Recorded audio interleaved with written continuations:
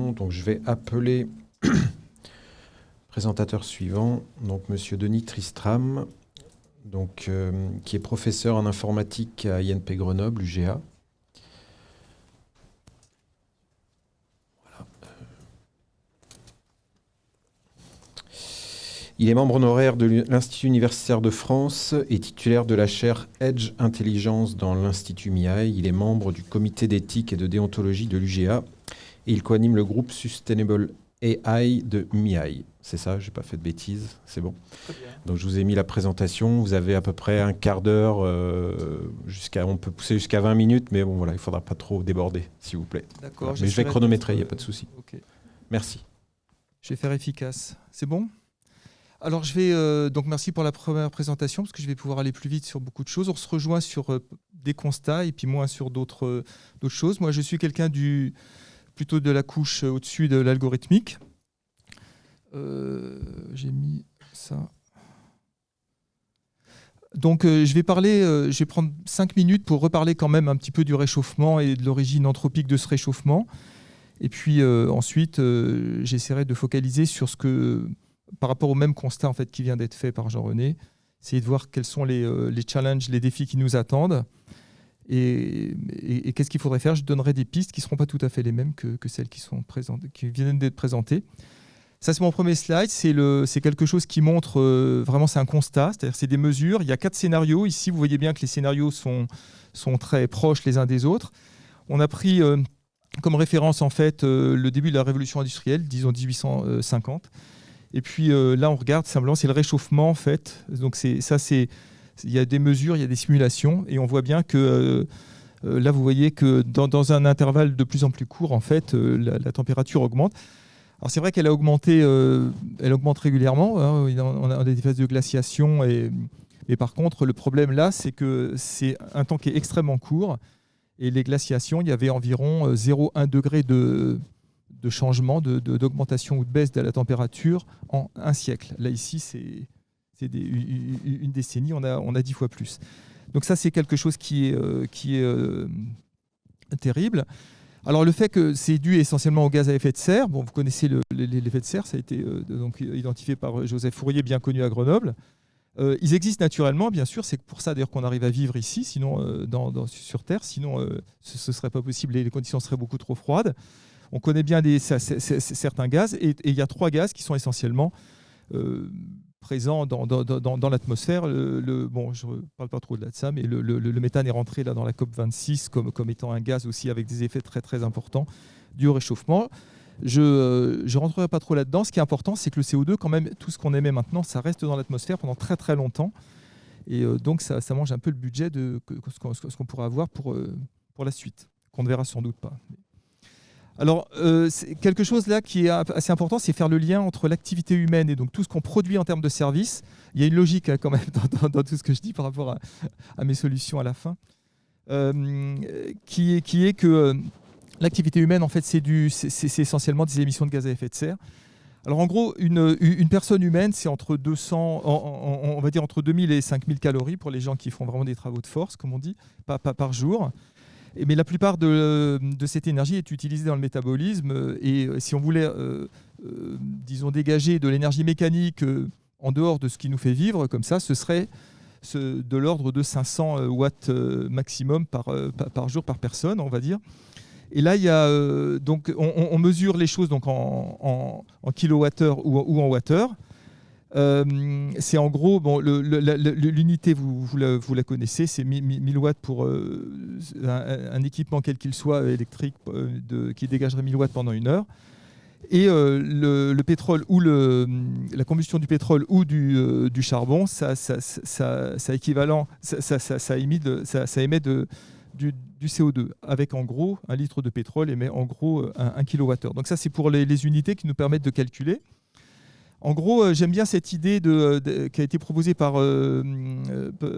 Jean Covici, qui est qu'on a tous, en fait, pour notre vie quotidienne, et dans vos entreprises, etc., on a la notion d'esclave énergétique. Donc en gros, quand on se réveille le matin et qu'on allume la lumière, qu'on allume cafetière, etc. Qu'on monte la température qui était à 18 degrés à 19,5, 20 degrés, 21 degrés. C'est comme s'il y avait plein de gens qui travaillaient pour nous. Et en gros, en France, dans nos pays, il faut à peu près 24 heures sur 24, 7 jours sur 7, il nous faut à peu près 500 à 600 esclaves comme ça qui fonctionnent pour nous. Ça donne une idée du type de disons, société qu'on a construit. Et tout ça, c'est des effets, c'est piloté par des choses qui sont des IA et des objets connectés, des senseurs, etc. et beaucoup d'intelligence. Donc ça, c'est un peu le constat. Le problème là-dedans, pour mesurer les choses et pour y voir clair en tant que scientifique, pour essayer d'analyser les phénomènes, c'est que là, je vous ai parlé du pétrole et du charbon et de l'électricité. On a un mix énergétique et c'est ça qui est compliqué de savoir comment gérer ce mix énergétique pour mesurer les émissions de gaz à effet de serre.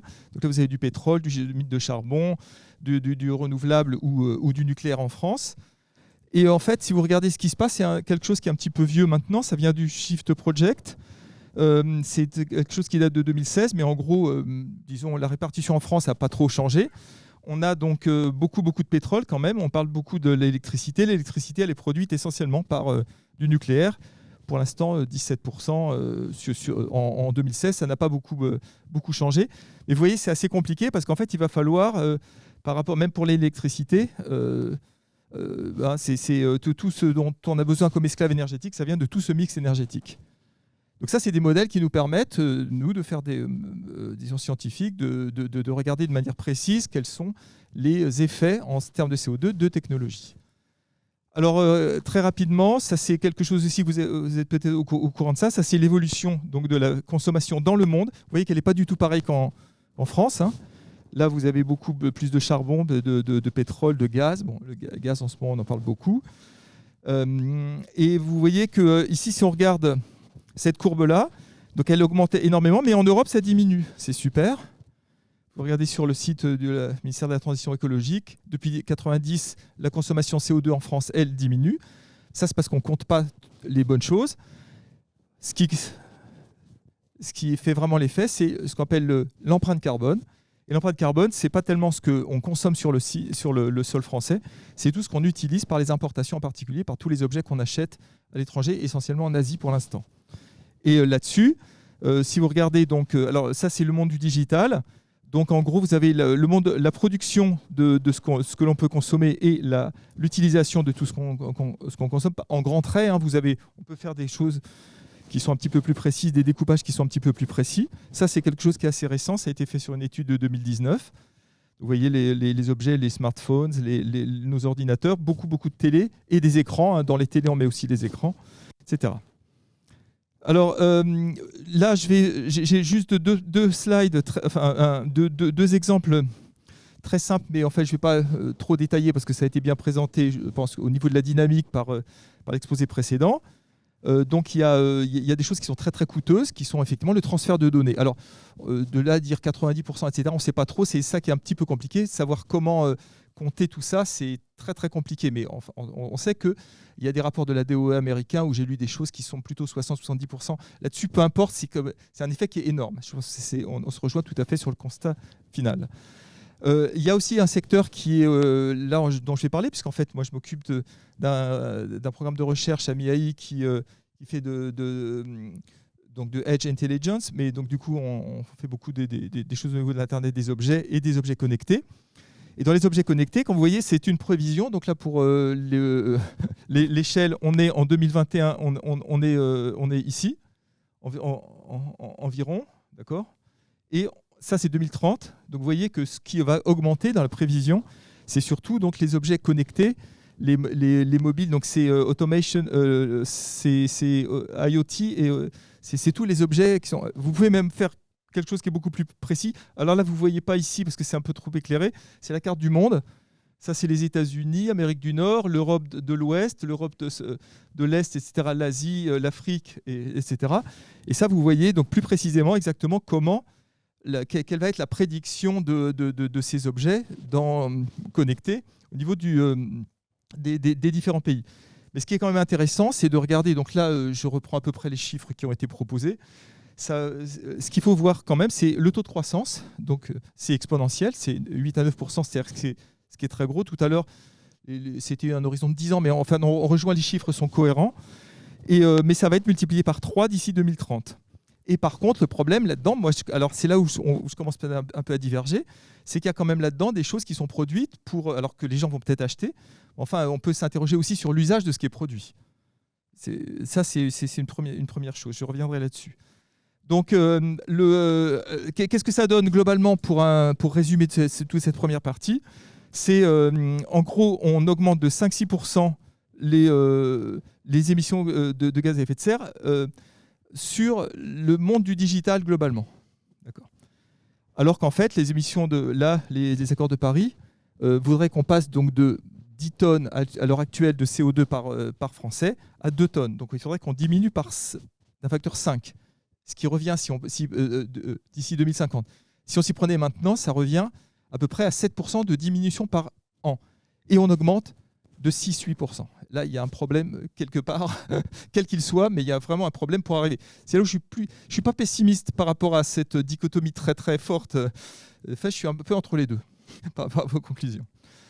Ça, c'est le dernière image de justement l'empreinte carbone, donc en empreinte du français moyen avec les grands secteurs. Mais là-dedans, ce qui est un peu compliqué, comme nous, on essaie d'analyser les choses, il n'y a pas le domaine du numérique là-dedans. Il ruisselle partout. On n'a pas du tout d'analyse de ce que ça donne exactement. Mais par contre, ici, il y a des prévisions. Donc, ça a été tiré du même rapport, du dernier rapport du Chiffre Project qui est sorti en décembre dernier. Là, vous voyez, donc ici, on est en 2021, ici 2022. Et ça, c'est 4 scénarios. Le scénario business as usual, on continue comme ça, avec la même... et là, ça tient compte un peu, malgré tout, des innovations qu'on a données, qui sont absolument réelles et... Absolument. Mais on a aussi, je vais vous montrer dans 2 slides ici avec un peu des sources d'inquiétude, parce qu'en fait, moi, je pense que ce scénario business as usual, il peut éclater, et c'est de notre responsabilité tous de vraiment limiter cette chose-là. Et puis, on peut aussi essayer d'avoir, alors moi, c'est ce que j'appelle sobriété. Donc là, on a utilisé dans l'exposé avant beaucoup de termes un peu différents. Sobriété, on a parlé de frugalité, on a parlé de sustainability. Pour moi, c'est des choses différentes. Ça correspond à des strates différentes. Et vraiment, la sobriété, c'est quelque chose où on va travailler aussi sur les usages, quelque part. Alors, c'est vrai que moi, je suis universitaire, je suis loin de la production. Et ça, j'aide beaucoup, vous allez voir, ici, un certain nombre d'entreprises. Mais je peux peut-être avoir ce confort-là. Mais en tout cas, j'interroge la sobriété. La sobriété veut qu'on interroge les usages également. Alors, donc là, ça c'est dans la vraie vie, on va dire. Il y a des gens qui continuent encore à... Ils sont encore un peu dans le déni. J'avais pas de photos d'autrui, j'ai pris ça. Ça vient du lac d'Annecy.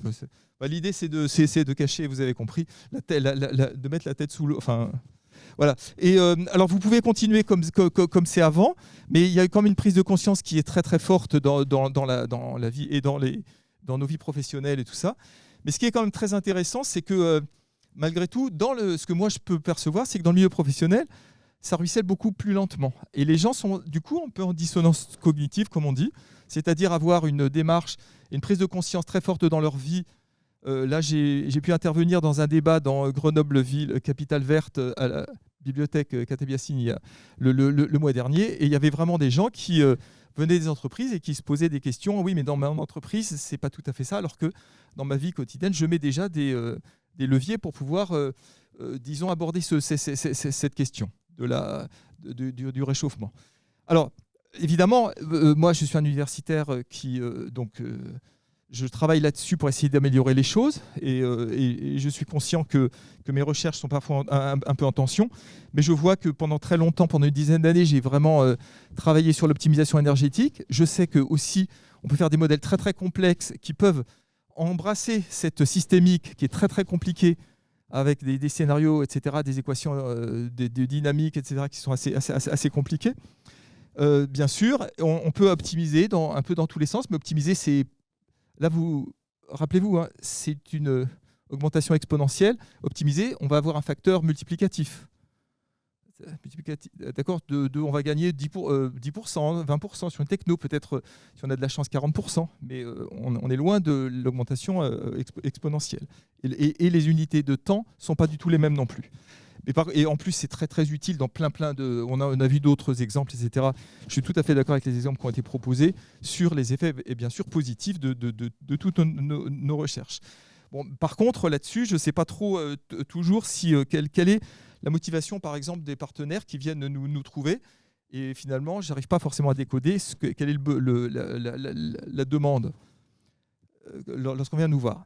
Moi, je vois deux approches. C'est là donc je vais terminer sur cette chose et vous raconter un tout petit peu ce que je fais dans ma chaire au sein de l'Institut MIAI.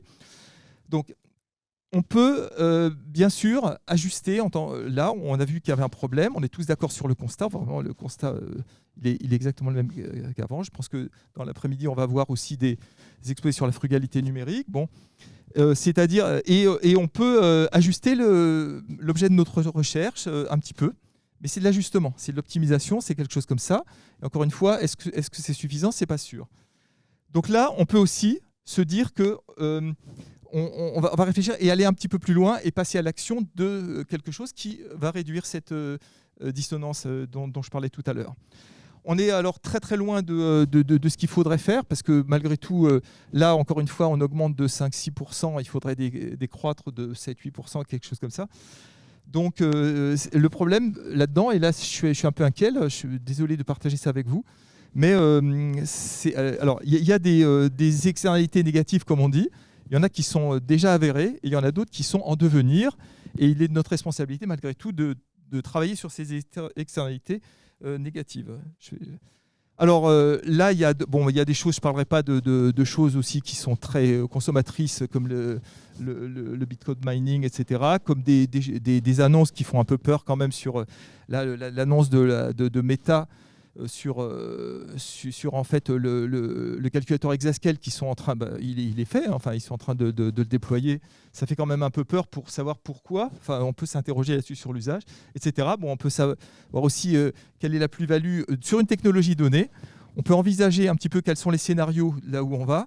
On peut voir quels seraient dans ces scénarios l'usage de toutes les nouvelles technologies en prenant l'ensemble de l'analyse du cycle de vie, y compris la conception, y compris aussi jusqu'aux déchets.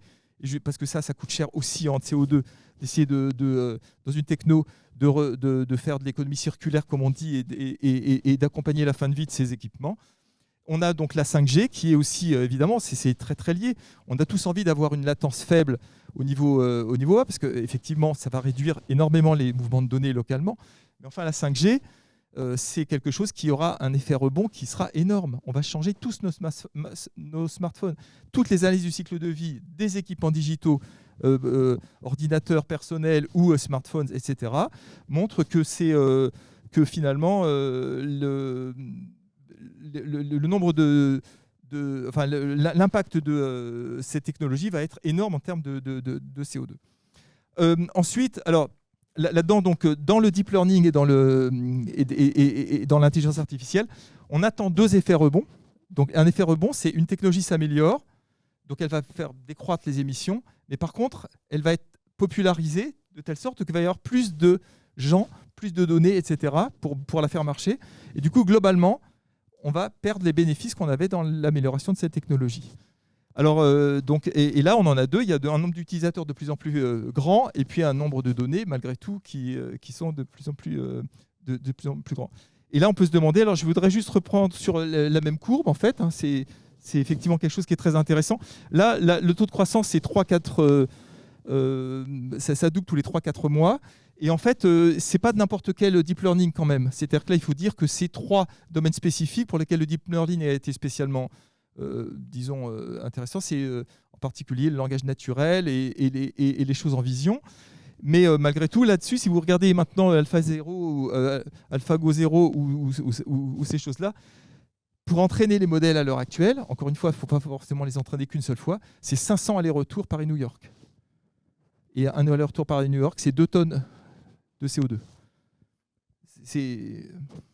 Voilà, donc du coup, alors voilà, là moi donc j'ai juste 2 slides pour terminer. Le premier slide, donc ça c'est au niveau du edge computing, mais évidemment au niveau du edge computing, on va passer. Donc ça c'est ma chaire. ce que je propose, c'est de regarder le problème de manière un peu différente, comme ce qui a été proposé tout à l'heure. On est d'accord sur le fait qu'il faut une rupture radicale quelque part. Moi, ce que je pense là-dessus, c'est quand même que un des gros problèmes là-dedans, c'est qu'on a basé les innovations sur quelque chose qui était un peu un imaginaire. C'est-à-dire que ces ressources sont limitées dans le monde sur notre système Terre.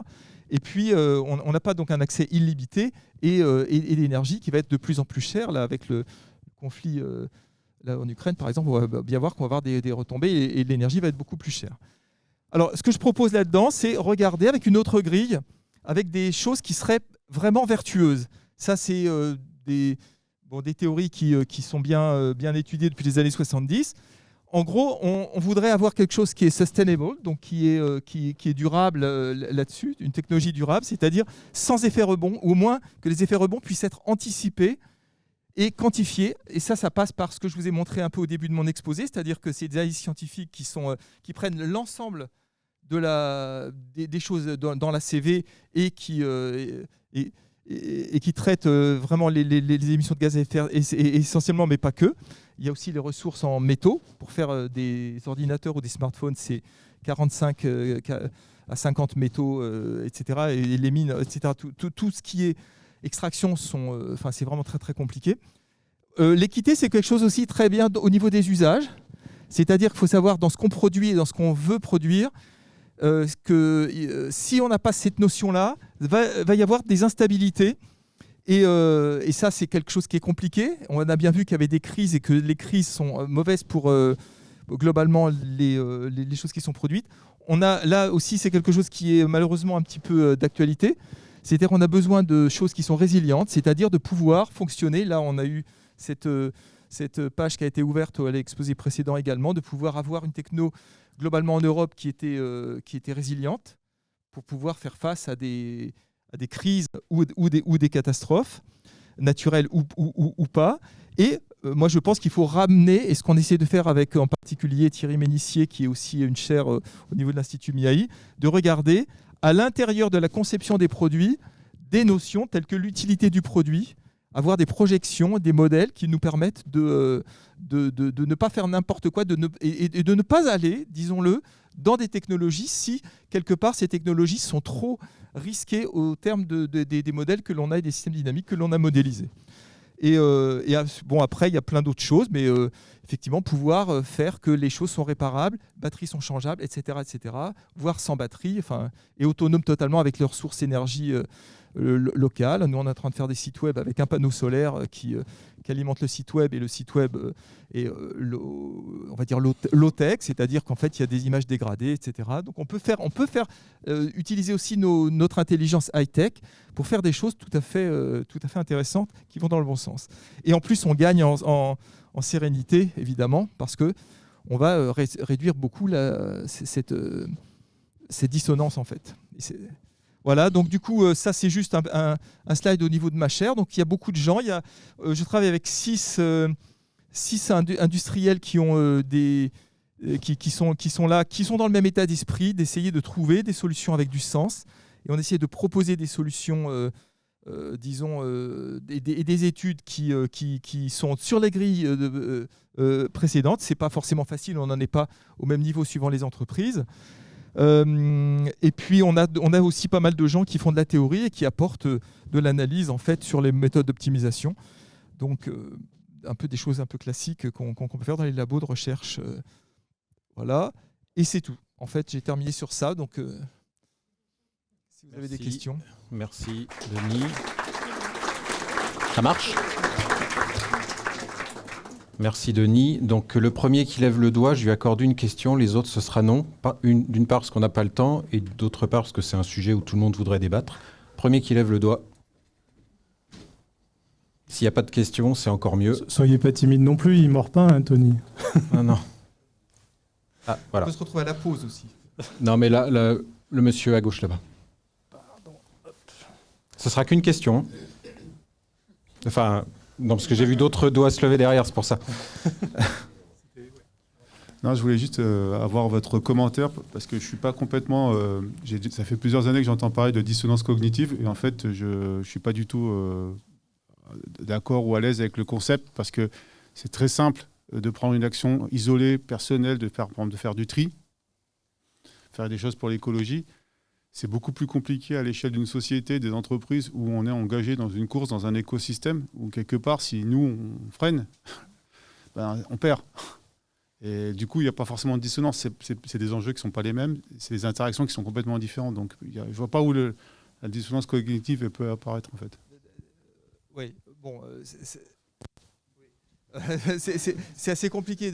Je pense que pour moi, ce que vous présentez comme étant quelque chose, c'est plutôt des éco-gestes. Ce n'est pas des choses qui vont faire changer non plus la face du monde.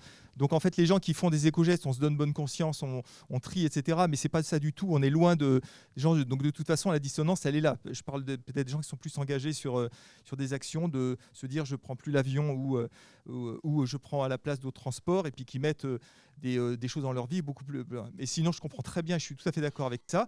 C'est pour ça, moi, je vous donne un point de vue un peu. C'est ce que j'ai dit dans mon exposé de manière honnête, il me semble. C'est-à-dire que moi, je pouvais avoir ce type un peu de réflexion, ce qu'on attend souvent un peu des universitaires, parce qu'on est dégagé, entre guillemets, d'une logique de production.